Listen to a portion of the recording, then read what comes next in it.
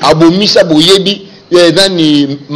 chef ya nini ya Grand Hôtel nani Bobby Mundabi batiliza ye epa ya politique nambe Papa Wemba na ya ebite ke Papa Wemba kufuna poison Papa Wemba zai ko kumisa politique nambe jura ye ko timbela ke politique nambe azali rwandais alobi ke non biso to kondimate rwandais utiliser biso petit oyo kaka yaki na babuti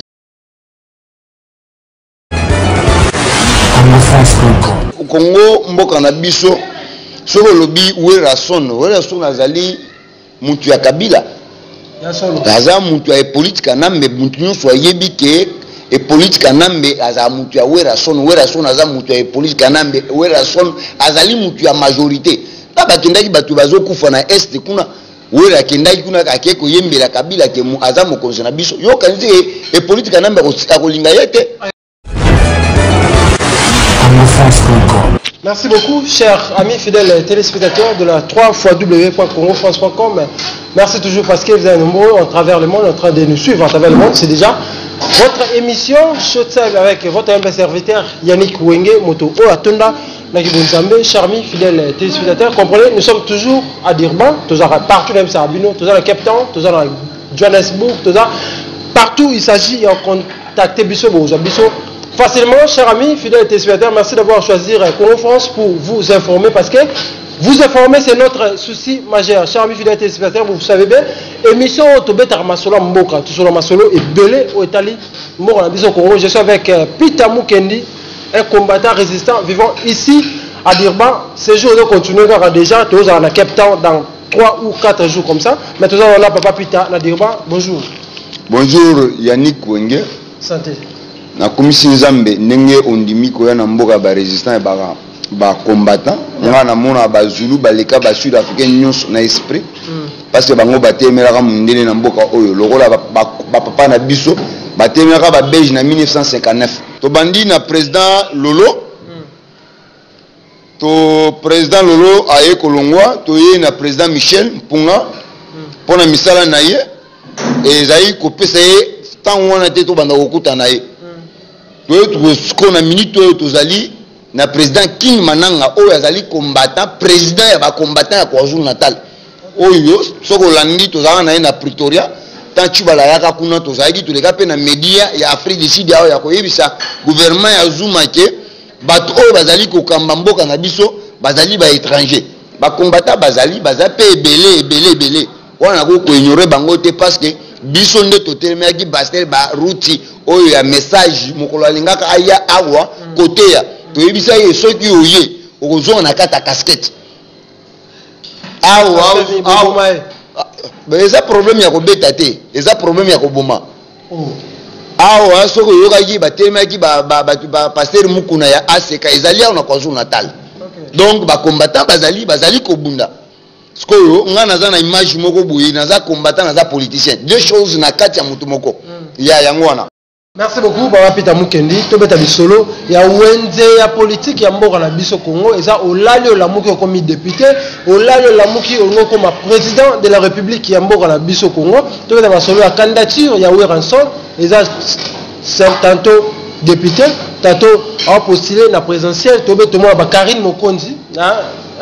chroniqueuse le alinga comme député na ba Mossa comme tu as porte-parole ya Jubin Piana azo nga postulé réaction les amis. Bon, Congo eza lokola na ebité Congo mboka na biso soko lobi Werason azali mutu ya Kabila aza mutu ya politique nambe mutu nyonso ayebi ke e politique nambe aza mutu ya Werason aza mutu ya politique nambe Werason azali mutu ya majorité ta bakendaki batu bazokufa na est kuna Wera kendaki kuna akeko yembela Kabila ke aza mokonzi na biso yo kanzi e politique nambe akolinga yete akala ko yemba pourquoi po ba kufa yaki ko yemba yembeli Kabila e politique nambe tindaka ye bapesi bango kanyaka talingi abanda makambo ya Kabila kuna balinga babamba ye mabanga parce que bandeko na ngai ya est o bazali kolanda ngai sikoyo bango bazali ba victime soki désordre lingi kota na bandundu eza mikolo mibale oyo mais depuis 1996 ta ba rebelle ba okota na est ba koti na est à Congo bande onanga o balobaka Swahili nde baza ba victime makasi na Congo mobima wana lelo ndete komona ke ba victime mosusu ya makasi o bazokunda bango lokola banyama eza bande onanga ya Kasai et wera sono baza ko utiliser yo kanisi ke wera sono so lobi alobi lelo akoma député akoma député parce que aza mutu ya majorité Zakari Babaso Zakari Babaso a commis député. A commis député neni. A commis député parce que aza mutu ya bato majorité aza député mutu ya majorité. Bango batiaka bango. Banomaka bango et pas peuple congolais. Et voilà son nini akoki asala depuis populaire va voter. Oui, voilà son aza populaire ba voter. Est-ce que les lots congolais oyo azali na bomoto na kati na ye afandi boye na kende ko voter wera son eloko nini na musique na ye nano asi asaleli ba congolais ngana fali auti abandi mwana muke abandi musique des jours awa bino moko bomoni fali asombi ba biloko ebele ba kisi pla akeko ko pesa na ba hôpital asali makambo ebele wera son asaleni wera sali eloko moko te wera son na ebito so ko za sentiment ba fondation. Quelle fondation za biloko na ye est-ce que za biloko ba congolais eza lokola ngapelo lelo mukendi pita mukendi asali fondation na ye na kenango eza biloko na ngana bana na ngana famille nanga eza biloko ba congolais te fondation na eza place oyo bato azoluka bazu yiba mbongo ya ba mindele okeno na sali fondation nanga bakopesa mbongo na ta bakopesa est-ce que okopesa ngo nyoso ne bapesa kiyo eza stratégie moko bato akutimbeli yango lelo yo tala ata Mandela awa kufia na komo ya fondation Mandela bazolela yeti lelo parce que ayebi ke ezali likopa na ye Obama fongoli fondation na ye na mboka na ye bakoko na ye na Kenya. Bill Clinton azana fondation na Zambie ezali babilo ezaka business privé ya mutu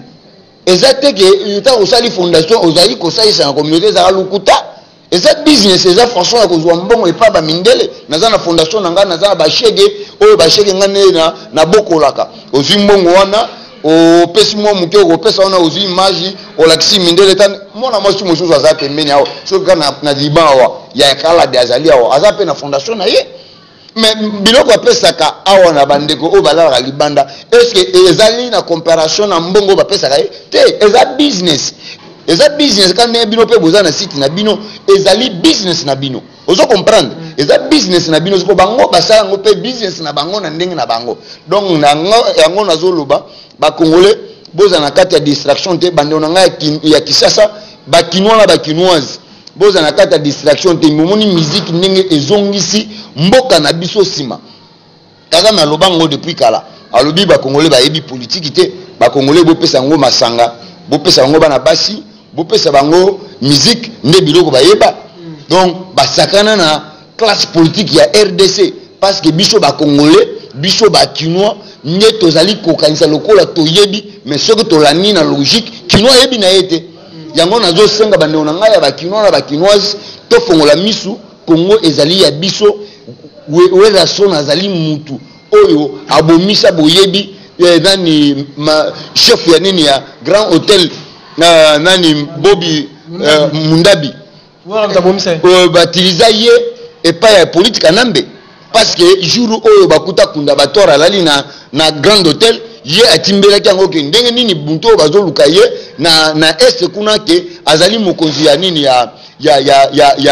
ba rebelle ndenge nini awoko mikuta na kati ya hotel batilize wera son pona balesa ye poison nani ayebi yango te wera son ata na service ya bato ya majorité so bazana besoin ya kolia mutu batilizaka nde wera son so ba musicien ba utiliser wera oui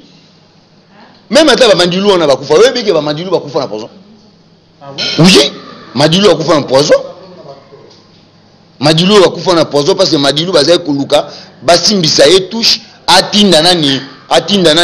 akende ochela nani des fois au poison ta yebisi des fois yebisi ke ko sala erreur te balingi batiliser nga ta bamoni ke misho bapesa ka ye esimba te balesa pau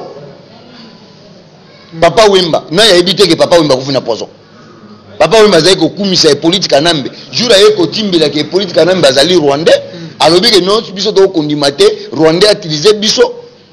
petit oyo kaka yaki na babucha ba utiliser poison c'est ça ba rwandais ba tuchi nani style na bango ba ko utiliser yo na suka ngo ba bomi yo ngai nazo yebisa mwana mwasi lokola Karine Mokonzi est-ce que ninga ko koloba buzoba ya oyo akoma makango ya ba député nyonso na Kisasa wana ya solo nazo yebisa yo nga naza mutu ya na le karaboye pour na sentiment te na le karane ba information vraie yo voter Karine Mokonzi comme député na RDC est-ce que Congo yango ata balobi ke biso nyonso toza banyama mwana mwasi oyo alekaka kofinga mikolo sans respect na mikolo ekoloba bêtise liboso ya media nde mwana mwasi oyo ata balobi ke bino bakinois na bakinoise mitu ezali kosala te bokende bovote Karine Mokonzi mwana mwasi oyo atonda na buzoba na salite na monoko na ye bofandi mpe bino lobi bomoni Karine Mokonzi na kati ya parlement donc yango wana nazoloba ke conscience ya congolais esala conscience ya congolais sala Congo ezali place ya musique kaka te ezali place ya bato oyo ya batonda mayele mingi to sali la mayele na biso wera son tika distraction continuer la musique na yo bon musaka bango nyoso yo kanisi musaka ni ya kosala musaka ni na kosala bazalaka ba porte parole na bango soki ya bajibe mpiana wana basala misala bango ya ba porte parole tika bato oyo bazali na vision ya politique kosala politique parce que kosala politique te parce que ozali na besoin ya kolia kambongo kosala ka politique te parce que ozali na besoin ya ke okota na histoire ya RDC mais sala politique tant ozali oyebi te conscience na yo ezali peza ebengami te osala politique mais kosala politique ya kosunga le peuple congolais kolongola bango na libulu oyo tozali mutu lokola Jekoko Mulumba wana ta otali olobi ke mutu nyonso aza na mabe na ye na sa mokili oyo otali Jekoko Mulumba depuis abanda carrière politique na ye otali Kingabwa ozopesa implice na Jekoko Mulumba batu babelaka amema bango na hôpital balali nzala Jekoko Mulumba basali bunko akufele mutu Jekoko Mulumba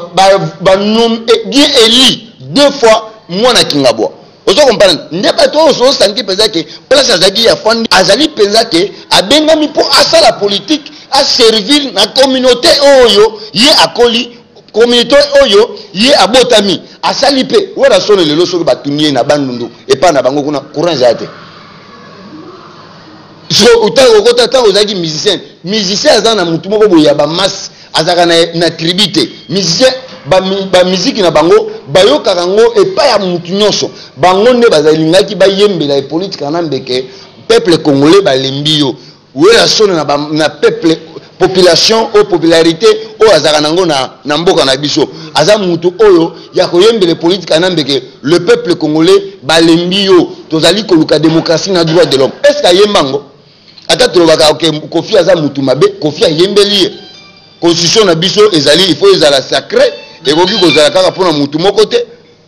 ozo comprendre Kofi ayemba ngo awa bato nyonso bayoka ngo ayembi de nzembo oyo ekota na mato ya bakongole Werason depuis abandako koyemba miziki na ye eloko nini fe ofandi boyoki ke miziki ya Werason ngo azoyemba ayemba ne ata koyemba na boye depuis abandako koyemba ni ya yemba kasima bana totika makambo ya désordre peuple congolais bazali ko souffrir makasi soki bozali ko continuer bazali ko utiliser bino Werason boyeba keta na bino ekomi déjà peine pouvoir na bino ezali ko sila soki e politique na mbena batu na ye bakei diaspora ezali ko zonga na mboka toko banda juger bino moko na moko e okoma ta mosusu boye ba banda beta isu na ba province te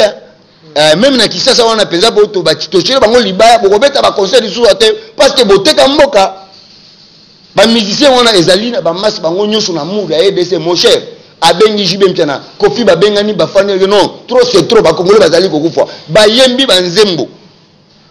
mais bakosala ngo te parce que bango bazali bato ya majorité ba yembele politique na me rwandais ba yembele ye. Merci beaucoup Papa Peter Mukendi. Pour le moment tu es bien que Kabila fois Kendi par rapport à discours na ye toki a beti les solo ya départ na été et on dirait alors qu'on s'attendre qu'il y a aux sous na troisième mandat sur le Congo. Ba congolais batikala ko biso to yebaki déjà que politique na mbeaza na eloko ya sika kolobate to yebaki déjà biso asi ayebisa biso ke pongana bima pouvoir bo betanga masasi Mundazo asi ayebiso déjà que ngai pona tika pouvoir nazo zela mundu ki ya lisase ko tanga na mutu so yo zela mutu asi ayebiso déjà que nga pona bima na kiti oyo nazwa ko ya papa nanga il faut ka mundu mwana na leki na ye zowe aloba nini aloba ke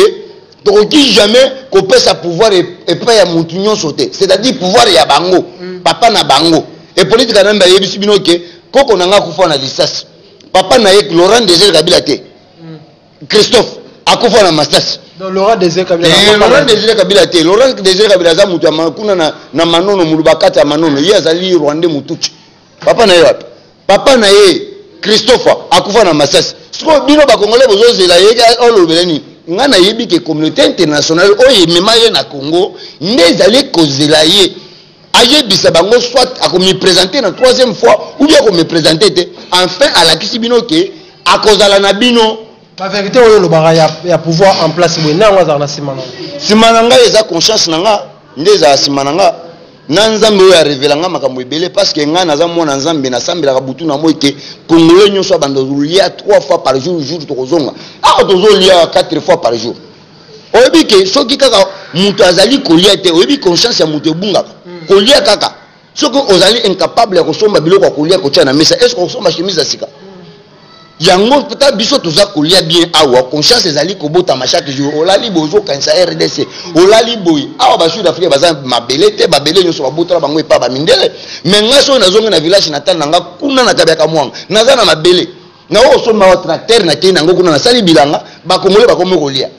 yango na tana comprendre que nazaki déjà révélé et pas la grande sœur à Laurent Désiré Kabila où il y a la déclaration officielle en 2006 que et politique en ambaza mona ya petit frère nangate à partir de cela on comprendra que tous allons na Rwanda mutuchi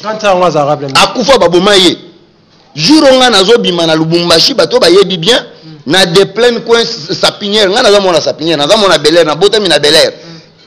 na de plein sima commune Kampemba nde place oyo famille ya Laurent Désiré Kabila izalaka Laurent Désiré et politique na mbete Laurent Désiré Kabila bataka pena ba policier wana koko ya bana ya nani ya Laurent Désiré Kabila ba boma ye et pas ya médecin moko bona bosani komo na ye na Jekamini Sud jour oyo apesa asala les révélations ya nini ya et politique na mbe ba boma ye parce que alobake ndeko na biso atekala kobota mwana oyo bazobenga Joseph Kabila te Joseph Epona basoki kabange oyo babengi mapasa totikala koyoka sango ya mapasa te epa na biso awa bato nyonso bafandi awa bayebi ke Peter Mukendi azaka Shambui aza na mapasa ozo comprendre babenga ngai Shambui mwasi na nga babenga ye mama mapasa mwambui ozo comprendre mais oyo depuis Laurent Désiré Kabila ayaka na mboka na biso mokolo nini boyoka babengi ke papa mapasa yango à partir de cela révélation ya liboso na joie pas maman lo na kibawa après to monique liwe komi ko ya pembeni to kimine to en Afrique du Sud tellement nazaki révélé na en Afrique du Sud na ko kofanda ka ndingo wana te à partir de cela na koti na mouvement ya ba combattant o to salaka mokolo liboso to continuer ba mususu ba melamai ba kufa na kata mai biso to continuer kaka. Merci beaucoup chers amis fidèles téléspectateurs de la 3W congo.com. Nous allons faire la fin de cette émission par rapport à tout ce qui a suivi cette émission à travers le monde, partout dans le monde entier. Message des amis dans les Congolais, fin fond dans village parce que dans le bata poto, mutu wa poto bisinga lobela rapi bata mbandaka, bata bandundu, bata nini, bata ba est wana. Message kozani. Message ezali boye. Bandugu yangu ya est, Nord Kivu na Sud Kivu, najua kama muna tesoka kabisa. Nchi yetu iko mikono ya batuchi. Nchi yetu iko na huyu banaita e politika nambe ana mtoto wa Laurent Désiré Kabila ni mtuchi kabisa ukiangalia uso yake ni mtuchi angalia macho yake ni ya mtuchi angalia meno yake kinywa yake akifunge ni mtuchi musilale ana ofinga tena zo pesa message olobina pesa message na zo pesa siko message pa bande unangai o ya est mamusu bayoka lingala te na pesa bango na Swahili tena kofinga te ngana bona bota mabongo te papa nga tangisanga kofinga te nazali ko kotindila bango message po bayoka parce batuna ngake yolo baka lingala siko biso bamusu to yoka lingala te ekoleka ndeni yango na zo pesa bango message musilale busingisi tunajua ya kwamba ke huyu mtoto ya mtuchi alikuwa chauffeur ya taximen ngambo ya Tanzania bakakuya naye ekona nunga kama mbuzi akaingia mwinchi yetu babemba ne balamba inebo uyu mwana wenu mkalamba wenu ndefu akumyeba kwebati tufule fo bonse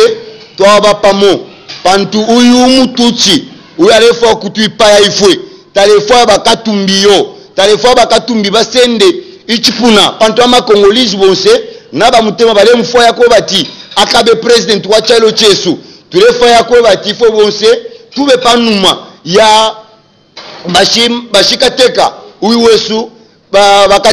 bakatumbi noti tukonke ababalesa ko bati bale tupelenda lama shabu fiesho barefa ko bati tuwekele kunuma tulemye ba ko bati fo bonse tube papamo tube munuma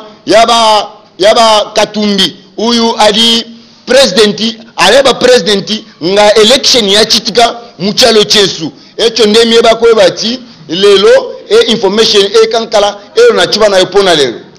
Merci beaucoup, chers amis fidèles téléspectateurs de la www.congo-france.com. Comprenez vraiment, c'est l'ambiance de cette émission. Chez nous, c'est toujours comme ça. Vous informer, c'est notre souci majeur. Moi, votre humble serviteur, Yannick Wenge, Moto, Oya, Tona, Kibonzambe, Atoura, Bisso, Soinzambete, Moatro. Nous sommes arrivés à la fin de cette émission. C'était là, Papa Peter Mukendi, un combattant vivant ici, à la fois d'ici. À vivre à Awa, précisément à Durban, bientôt là, tous dans la Cape Town, l'invitation de Omoro. La personne de tomber, merci de nous ici, Congo France, la Cape Town. Merci beaucoup, Djobou, merci beaucoup, Batunios, partout dans le monde entier, vous avez branché toujours côté la émission, la Bissora, Yannick Wenge, la Sermo, et un Bapo Labino, Peter Mukendi, un résistant vivant ici, à la fois d'ici. Chers amis fidèles, téléspectateurs de la www.congofrance.com, mesdames, demoiselles et messieurs, nous sommes arrivés à la fin de cette émission. D'ici là, portez-vous bien avec l'espoir de vous retrouver au prochain numéro. Ciao.